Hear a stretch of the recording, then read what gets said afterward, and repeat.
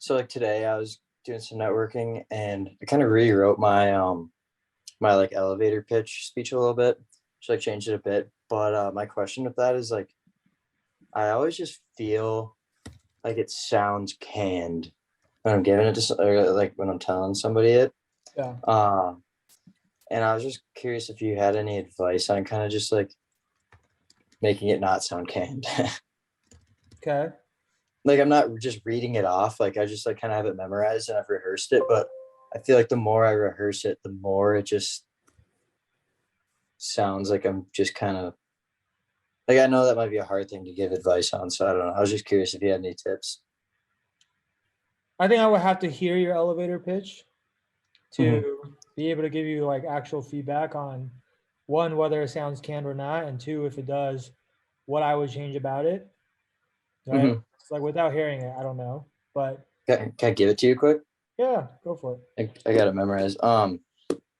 Yeah. So right now I'm a junior at the University of Minnesota, studying finance and accounting, and I'm originally from San Francisco, but I spent a lot of my childhood here in Minneapolis, and I was always pretty competitive growing up. And with that, I was an amateur race car driver, and from doing that, I learned a lot about business and finance because I had to spend a lot of time putting together sponsorship deals to finance my career.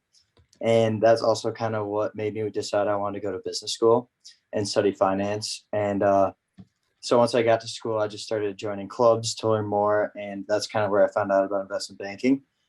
And I was pretty interested in kind of learning about the strategies that companies pursue to grow and evolve their business. And I also thought I had a lot of the right characteristics and traits to be an investment banker. And so that's kind of why I decided to pursue investment banking and kind of what's brought me here today. Okay. Why do you feel like that sounds canned? I don't know. In my own head, it just feels like it sounds canned. So like today when I was telling it to a guy, I kind of like changed it up and just went off script like completely to try to make it sound less canned. And it just still sound, I don't know. Sometimes it just feels like I'm kind of a robot saying it, but I don't know. Maybe that's just me being in my own head, kind of. Yeah. I do think it's a little bit of you being in your own head. I don't know. At least when I heard, I mean, I'd be curious. We could take a poll right now from all the people that are here. If people felt like that sound canned or not, you guys should just be brutally honest. Like maybe drop it in the Yeah. chat. Uh, No, man. okay, Florence says think it sounds fine. Um, Sounded fine to me. Okay, in my opinion, it doesn't sound canned. I think it's good. Okay, so look, I think that you being a amateur race car driver, that's like actually pretty interesting because like I haven't really heard that from anyone else before. So like Hmm. that's a good kind of like unique identifier, right? And then Yeah. um, look, usually like if someone sounds canned, it's because like you're not speaking the way that you would normally speak. Yeah. Okay. Like sometimes people like type out their answers, and you know how like the way you write and the way you speak a lot of times is different. Like you wouldn't really speak the way you write, Hmm. and so then when people try to like memorize their written answers word for word, Okay. and it sounds unnatural. I don't really feel like you were doing that, right? Okay. That's good. Um, Yeah. It just felt like it to me, and it just didn't really feel that natural. But I mean, if it sounds fine, then great. yeah, I mean, I think like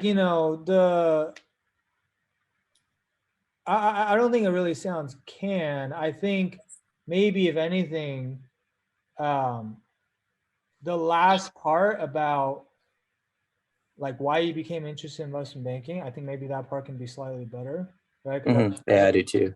yeah, because I think what you said was uh, everything up to that point was kind of logical. It's like okay, you became interested in business because you had to put together a lot of sponsorship deals. Got that. Actually, like when you first said I was an amateur race car driver, and that's how I learned a lot about business finance. I first had like a big question mark because I was like, what is the connection there? But then you Hmm.